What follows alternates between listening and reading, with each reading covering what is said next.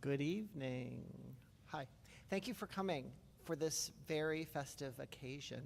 The first big Brian Calvin catalog, which I know many of us, all of us, have been waiting for a long time. So thank you.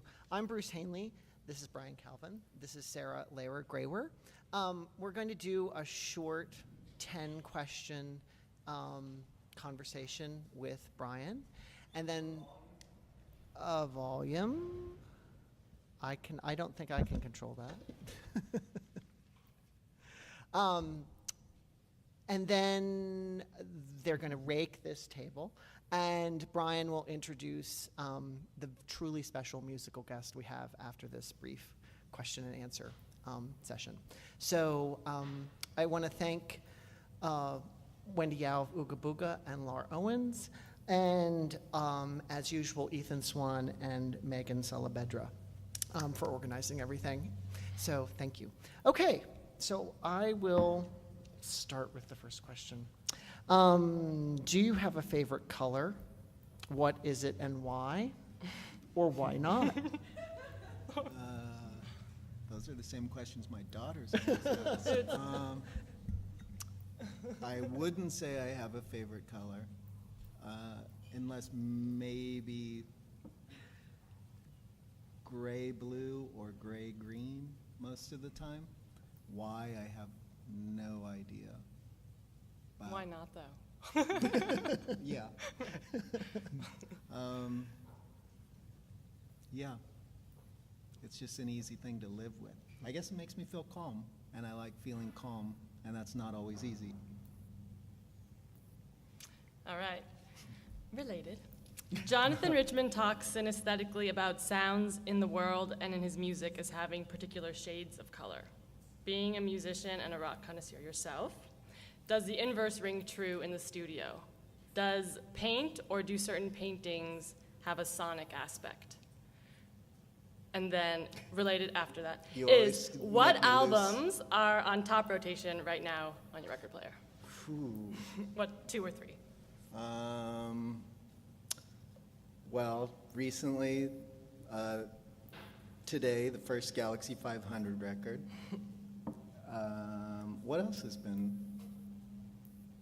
Ultraviolence has been hanging in there for a while now. Mm-hmm. John Wesley Harding, or Bob Dylan's John Wesley Harding, have been recently listened to a lot. But yes, paintings totally have sonics. And a lot of, for me, when a painting feels done, I would say is it feels like a kind of gestalt harmonic convergence. And like the image to me is always, I like to have the image because I think it pulls people in and then they have to deal with it. But really, my interest in making the painting is just making everything get to that point of like, not perfect pitch, because it's not, I mean, they're flawed in many ways, but to have like a resonance that, you know, it's the right tone, I guess. So I see everything in kind of musical allegory, and certainly I taught this morning, and it's almost embarrassing how trying to, you know, talk to people who are trying to figure out painting, it's like really the only thing I can do is kind of talk about music and the difference of like seeing technique as ways of like production, or it's just a much easier way to get at than I think sometimes talking about kind of like how you build a painting or how you tend to an image can lose people really quickly, where for some reason the immediacy of music that everyone understands, the abstraction of you hear a song and yeah, it's the lyrics and yeah, it's the music, but it's the feeling that goes with it is like the core. And I think that's really intuitive to almost everyone musically, but not necessarily with painting. And so it's an easier way to kind of get at that. Did I answer both parts? Yeah, you did. I mean, I do kind of wonder, maybe you already are done, but like, is that both about color and shape and composition, or is that particular to color, or is it about things broader than that? I don't think it can be set. It's like if one thing's not working right, it gets wobbly and wonky, and it's like, again, to use a musical allegory, it's like, oh, the mix is wrong or something. And if that's, I don't really like letting something out of the studio if it doesn't feel to me, again, it's hard to get at because it's like something can be raw and awkward, but it has the right feel, you know, and so it's, you know, like a Link Ray song or something. It's just about the right kind of wrong, or the wrong kind of right, or the right kind of right. You know, it's just, but it's like, you know it when it's there, and I guess it's because I just feel like I'm going for a feel more than trying to say anything with my paintings. I just want them to have an impact and a feel that the viewer then can kind of do whatever they want. So once they have that for me, I feel like they're free to do that with other people. And then, you know, I don't mind people. Of course, I understand that people want to kind of, if you have paintings of figures, you tend to narrativize them, and that's fine, but it's not my interest. Okay. Does drawing with your daughters change the way you think about image making? Yeah, it's totally intimidating. And I mean, I feel like that's one of those old cliches of, like, you know, children, but both of them are incredibly prolific and draw, like, we'll just sit down and they just like tear through things, and there's never a moment of hesitation ever. And for a while, I think also, I mean, raising kids is hard anyways, so like that part was making painting hard, and in my own, whatever you'd call it, personal journey, painting was feeling difficult, and so it just was like fucking with my head. It's like, oh, that is obviously what should be happening, but I've also never been one of those artists that's kind of like loose and carefree and can kind of like open it up, and, you know, I do that to try to like get ready or to be kind of prepared to paint, but it always looks like shit. And so watching them, though, and the kind of fearless relentlessness of drawing and the just churning up of image, it's both daunting and intimidating, but ultimately I also realized, I mean, it's so liberating to watch, and I think it, you know, again, without getting into those kind of cliches of like how Picasso used that or something, I ultimately found it liberating to realize that really I've spent my, you know, whatever, 25 years of my life trying to like do this, and I feel proud of the work I've done, but to just feel like literally just clobbered by, you know, people who have no intention to try to do anything other than what they're doing. It's like, it's a pretty deep, inspiring lesson.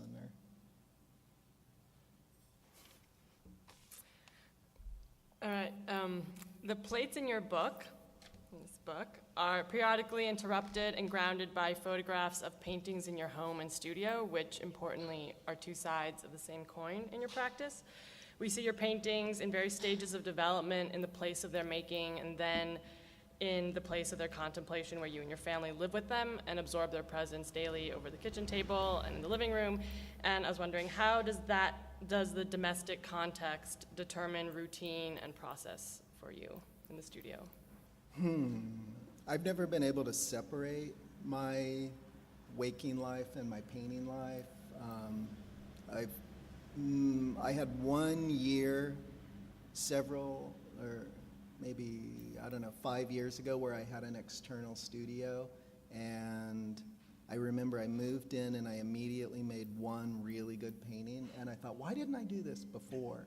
And then for the rest of the year, I did not make one good painting. And I also made one of the only paintings that I ever really regretted sending out, but it was like a deadline type of situation where, you know, and that was a really bad feeling.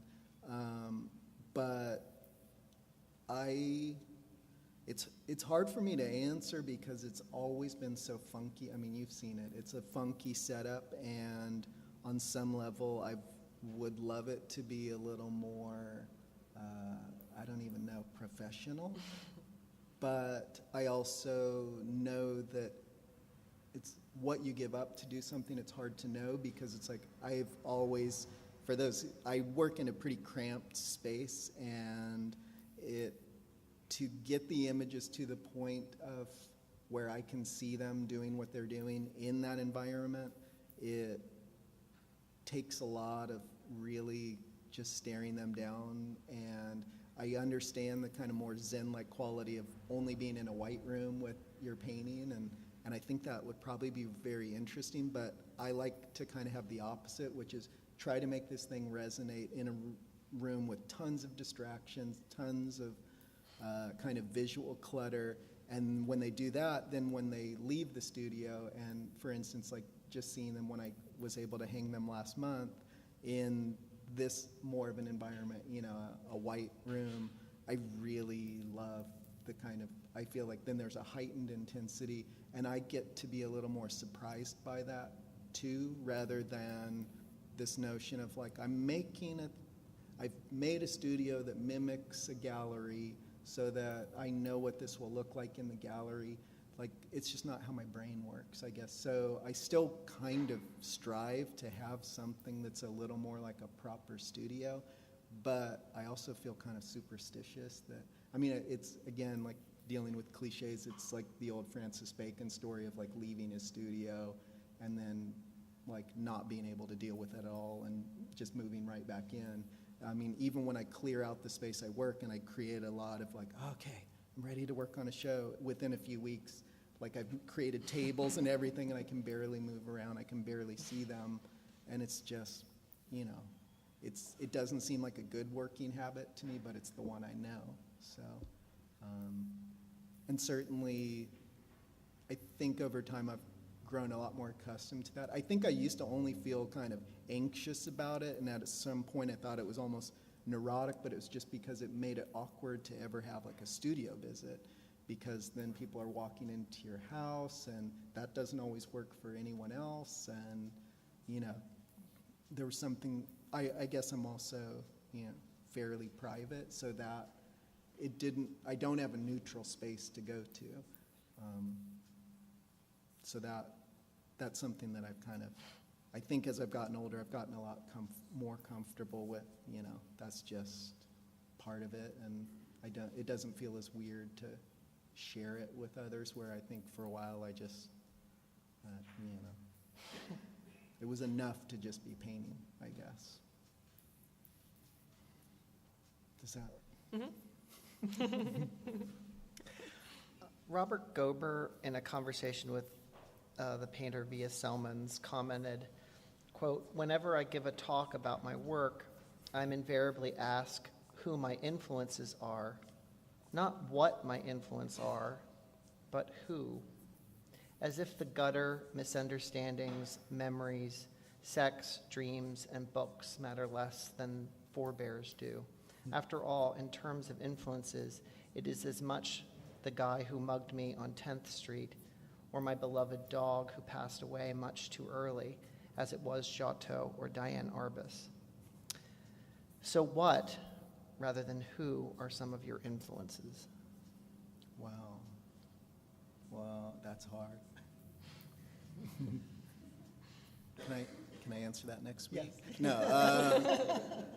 A lot of on that level, a lot of my influences are in this room, sprinkled about, which is very sweet, and thanks everyone for coming. It's really hard to say, because it's true. A lot of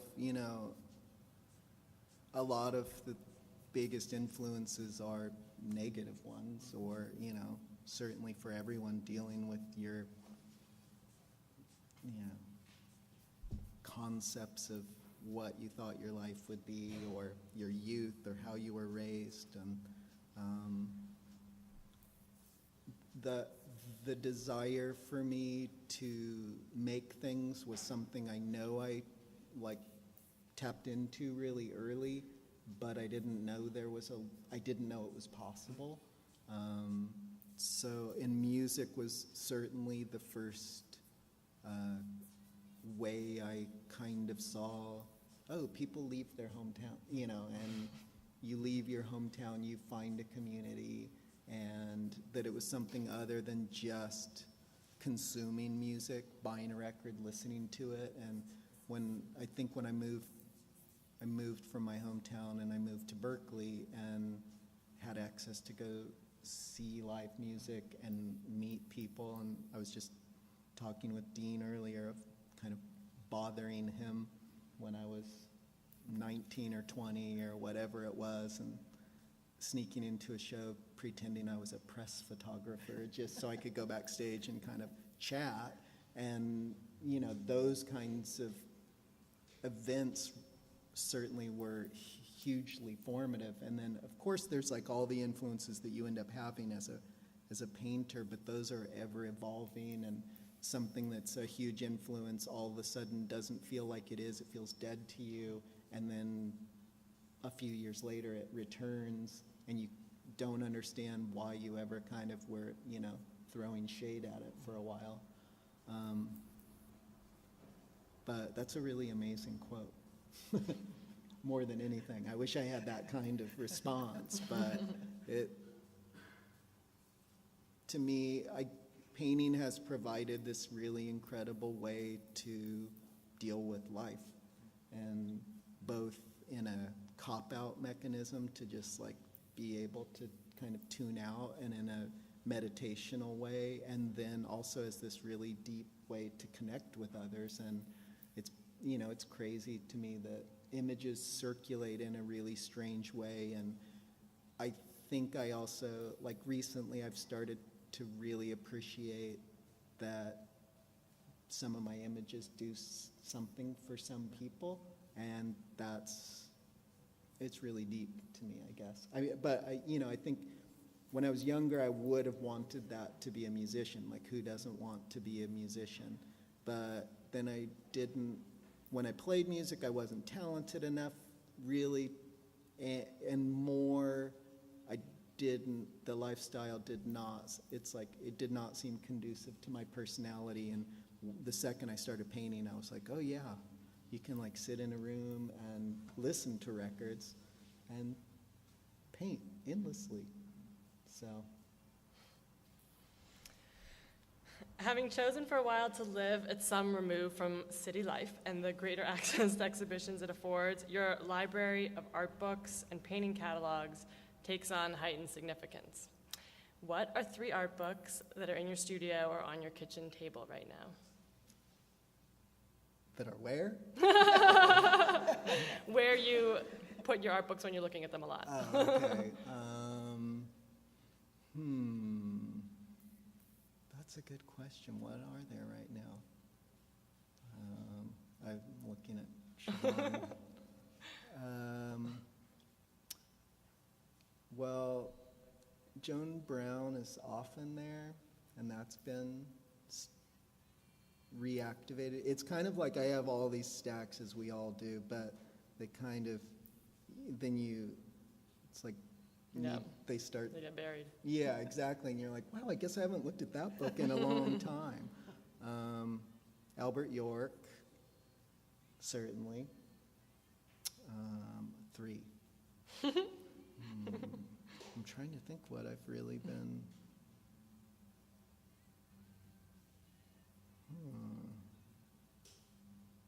It seems like it should be so easy to remember. No, you have a lot more than 3 out anyway. It's true. Yeah. There's piles and piles. But I don't, this is kind of embarrassing actually, but to be totally honest, I have been looking at this book, because I was just got my copy, yeah.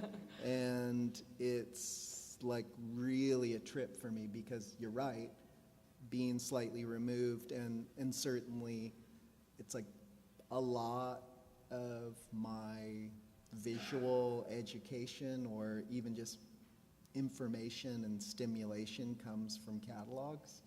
So because of that, I also got to a point where there were opportunities to do catalogs before, and it was too much. Like, I was like, I don't have the time to like figure that out.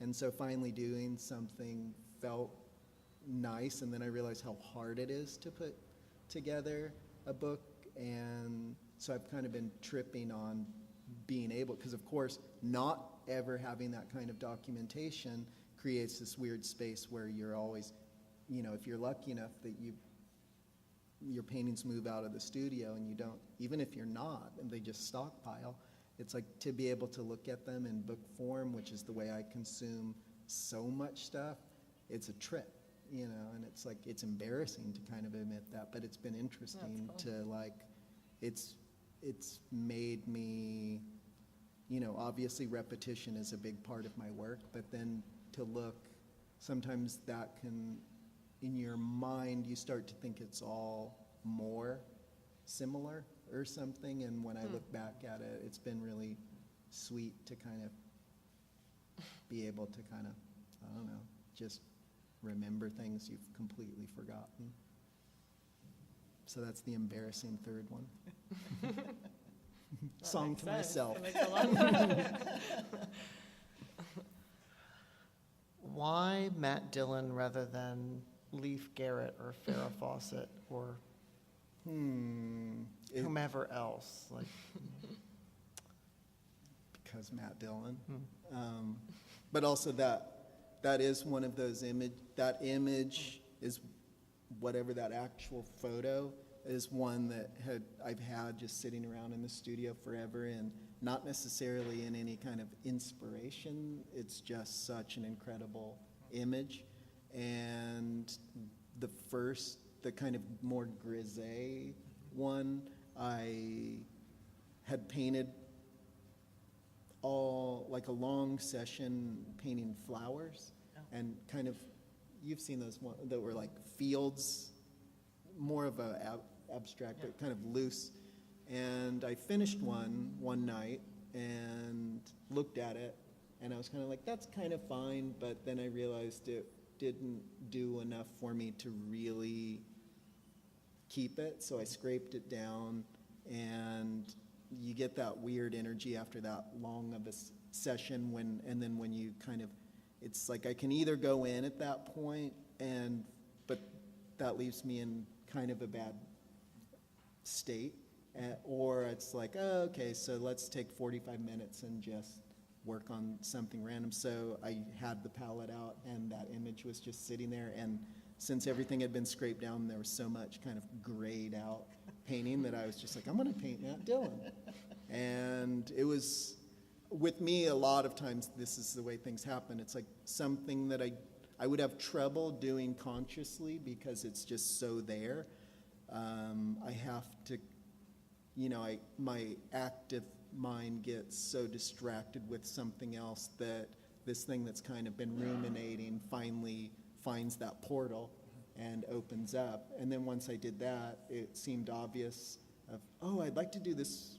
I should key up these colors, but then I realized I don't really want to paint on this because this is a weird, it just happened on its own. So then I did the other one and flipped it and then liked them together. And it does that thing that painting does, which is once you get outside of your head, these things start to happen. You randomly flip the image, and then it starts to resonate, and pretty soon, like, it just, it's like you have a certain amount of paintings that come out of that, and then you run out of gas, and you never know why you made those paintings. But they, hopefully they resonate. Is your prolific Instagram feed part of your practice in any way? Yes. Oh. I would say embarrassingly again.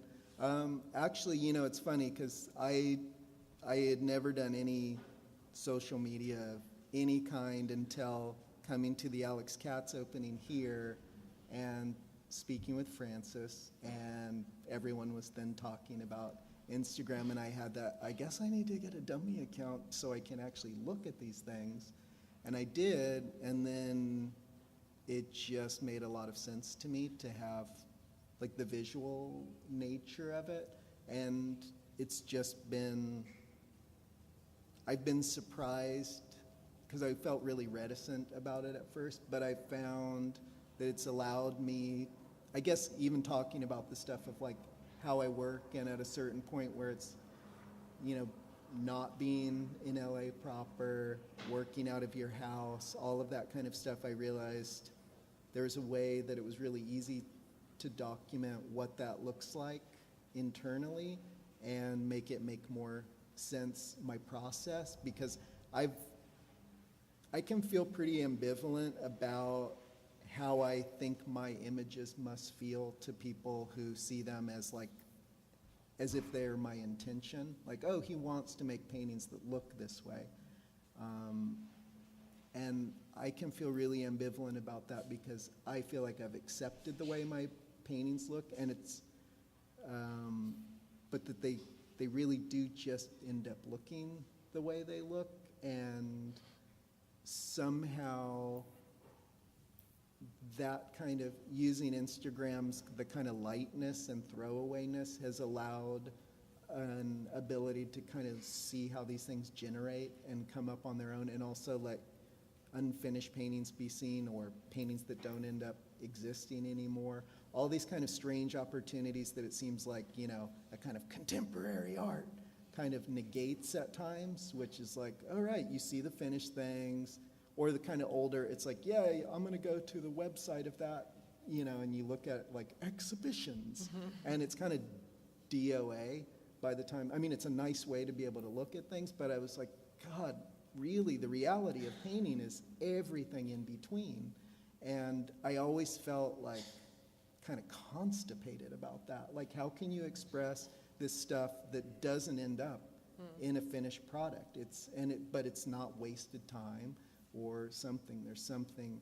So somehow that let me blow off that steam, which somehow, and I don't know why, kind of, and maybe it's just like a coincidence, it's simultaneous, but I felt a lot lighter in the studio. Like I'm just I've really, really loved painting over the last year, and I had gotten to a point where I still felt like I love painting, but it just was feeling so hard. And I don't know if it's always hard to like figure out, like, is this because I feel jaded about like art world, or, you know, you never know those things. And somehow this allowed me, I do feel like it's this strange way to kind of bypass something. It's like you can be totally private and yet have some simulacrum of intimacy, you know.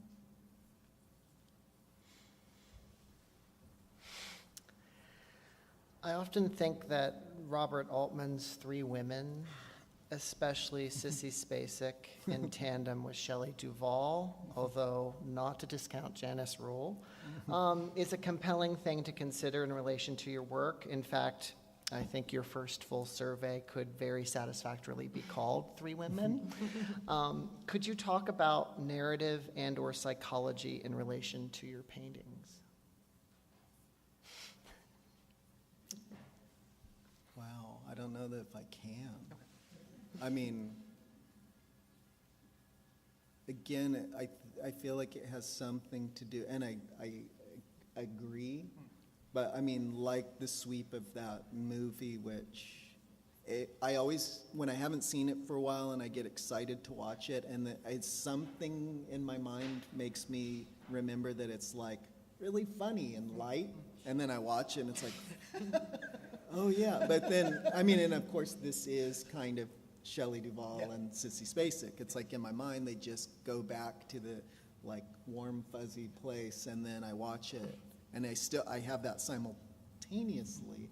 And I do think it's like trying to retain what that film does at all for me is so elusive, and yet it's the feeling of it does stay with you in a very palpable way.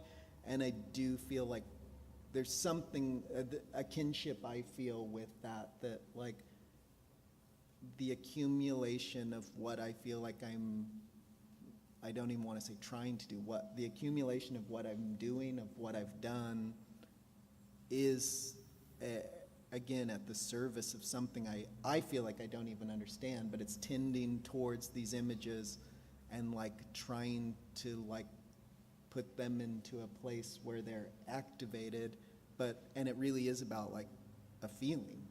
And I mean, I know that sounds corny, but it's if I can get that quality right, because it's not just a feeling or a good feeling, it's like to get that heightened, just there, like it couldn't be another thing, is really my goal, I guess. So, and I mean, on that level, I feel like it's not all that different. It's like we talked about music, but I also feel like that way that like painting and poetry share that, which is, sure, there's subject matter, there can even be narrative, there are all these things possible, but really it's about this, like, what else is going on, or that can't, the ineffable, that can really, you can only get at it through the things that you do understand. So I feel like I feel like I resist narrative and those things, but not in from any conceptual point of view, or it's not that I don't think my work traffics in it. It's just like that's not the part of the paintings I tend while I'm making them. It's kind of like the residual after effect or something. Feels like that might in part answer this last question, which is, do you prefer emotionally and energetically, I suppose, starting or ending a painting? Ending. Yeah.